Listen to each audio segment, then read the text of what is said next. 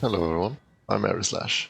As of recording this video, I'm the rank 1 Garen Europe and the third highest ranked Garen player in the world, and today I'm gonna break down the Jax matchup, with examples of me playing versus the best Jax players on the server, some even managing to reach the top 20s in Challenge.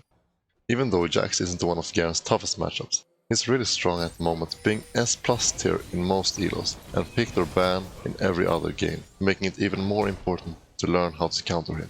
Because there are so many tips and tricks of varying difficulty, I will be dividing the guide into 3 different parts: beginner, intermediate and advanced, and then ending the video with a general game plan, as well as runes and items, using timestamps to make it easier for you to find a specific tip. And even though you might consider yourself an advanced Garen player, you could still benefit from watching the other parts, as I'm sure there are some useful tips and tricks that Garen veterans tend to look over.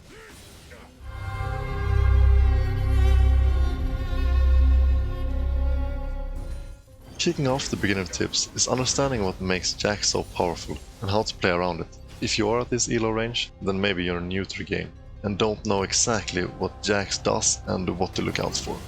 Well, there are 2 main things to be extra careful about when facing a Jax. First being his ability to win extended trades and run you down at most stages of the game. 3 out of his 5 abilities are designed to win extended trades. His passive gives insane attack speed the longer he is hitting something. His W is an auto attack reset that Jax players usually max first, giving it insane damage and a very short cooldown. And his ultimate passively empowers his 3rd basic attacks without being active, and every 2nd basic attack while it's active. All of these spells, combined with Jax's chasing ability with his Q, makes it hard to win extended trades, and something you should try to avoid at almost all stages of the game. The second part of Jax's kit that makes him strong is his E ability that blocks all basic attacks and reduces the damage of area of effect abilities such as Garen's E by 25%, and then stuns every enemy around him, making it hard to trade back. By effectively removing his enemy's ability to fight back while his E is active.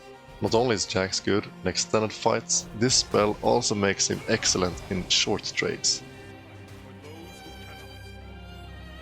Let's shift Garen back into the spotlight and break down what his strengths and weaknesses are in this matchup. First up, we have Garen's passive that constantly heals him after not taking damage for 8 seconds, which is one of the most important features of his kit. This is what allows him to take bad trades and turn them into good ones by just waiting for his health to come back.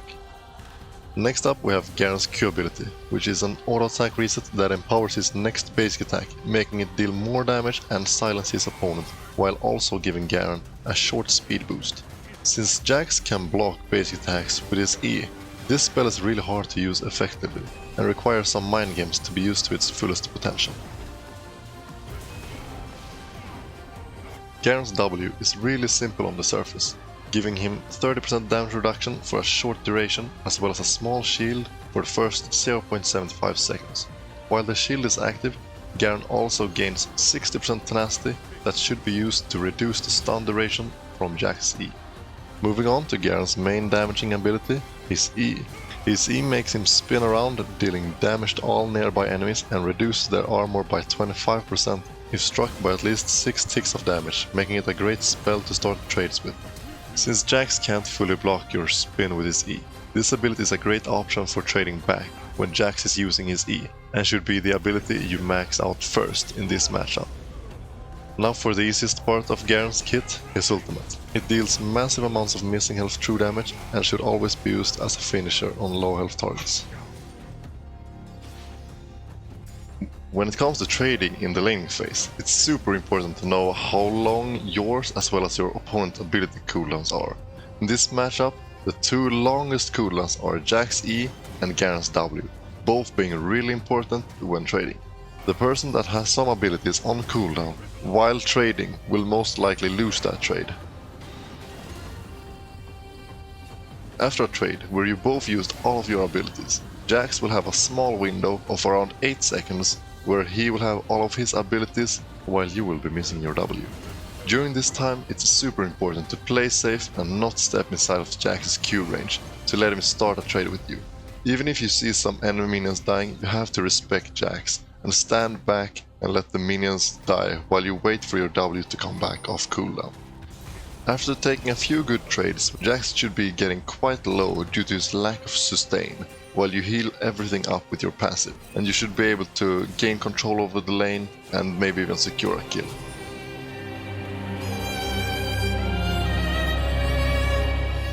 First up in the intermediate section we have Powerspikes and the importance of understanding them.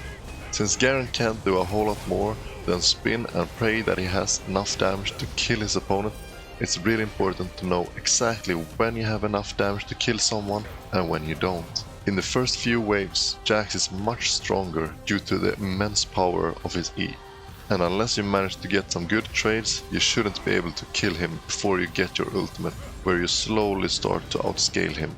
At around level 11, your passive becomes really good and the lane becomes close to unplayable for the Jax.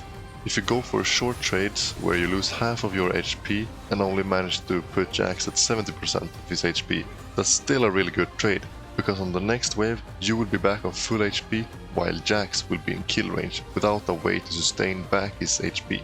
Once you have boots and stride breaker, you should be able to kill Jax from around 80 to 90% HP, unless he builds some tanky items.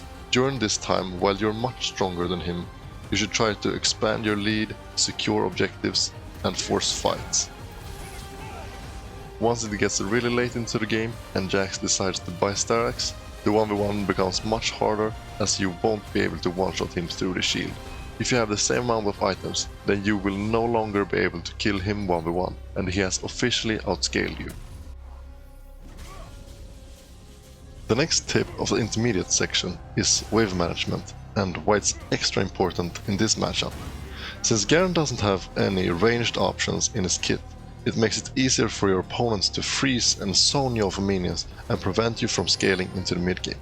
Most top laners like Riven, Aatrox and Renekton have a large amount of area of effect spells that usually hit minions as collateral damage when they're trying to trade with you, and thereby breaking the freeze.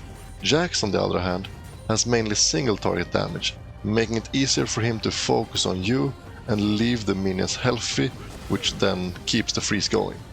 If you ever try to step up and break it yourself, he can easily run you down. And if you find yourself greeding for a tower plating, consider how the wave state will look if you take this plating and don't instantly back.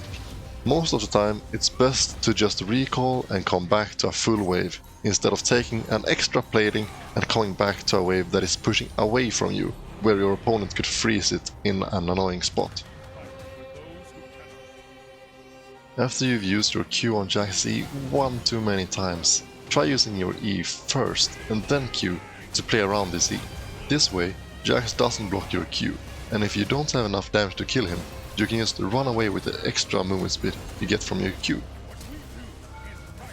If you can't figure out if he will block your Q or not, try using your Q without attacking him and instead start spinning around to hopefully bait out his E and then get your combo off. If you're mixing all of these strategies up, then Jax won't have any idea of how to properly use his E.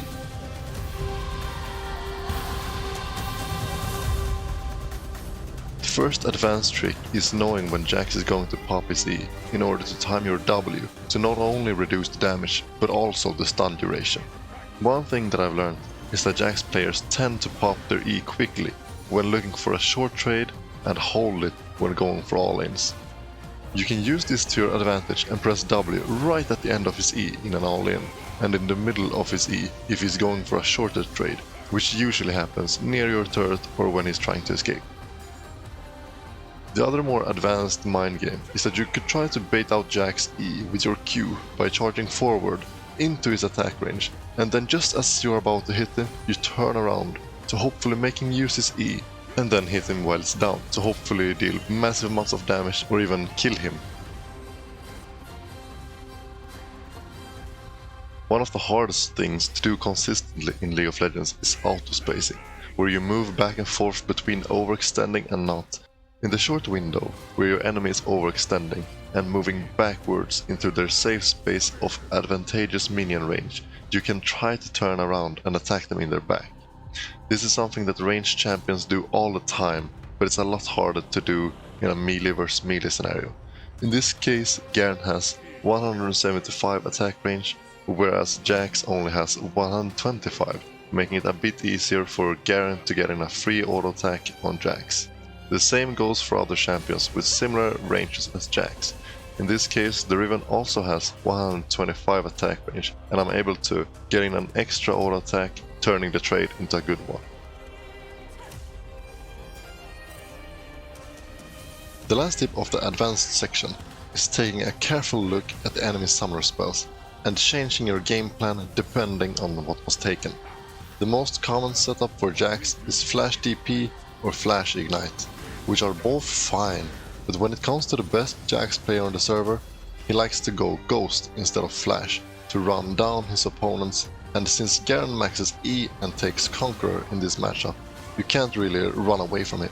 In this way, the Jax matchup somewhat turns into a Darius lane, where you're constantly in danger of him ghosting on you and going all in, which is much harder to counter than just Flash. But by taking Ghost and not Flash, the enemy Jax is also making himself more vulnerable to explosive plays that would normally be countered by Flash, so try to surprise the Jax player if he takes Ghost. And don't get yourself run down as hard as I got in this clip here. Putting all the tips and tricks into a general game plan, you're looking to play safe and only trade when you have both your E and W up in the early stages of the game. Don't ever take extended trades, it's super easy for him to run you down if you're not careful, and if you took a bad trade and lost some HP, that's still fine. Your passive heals you, while Jax doesn't have any sustain in his kit. After a few short trades, Jax should be in kill range, and because you have way more burst than him, you don't need to have a lot of HP as long as the Jax is below 80% HP.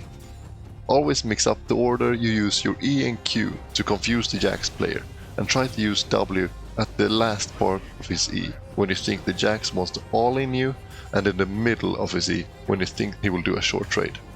Play around waves and make sure that you understand your power spikes and take full advantage of them, so that the Jax doesn't scale into the late game where he starts beating you again.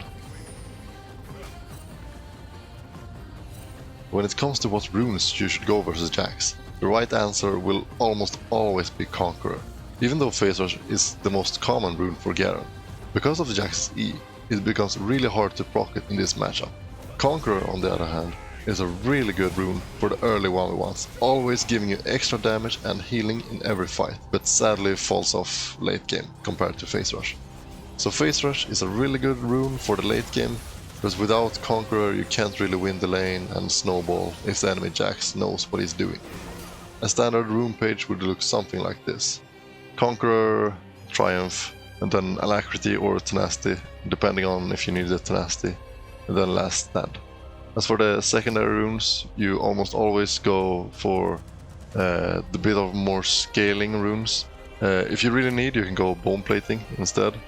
And if you feel really aggressive, you can go for the movement speed to maybe get some early cheese kills.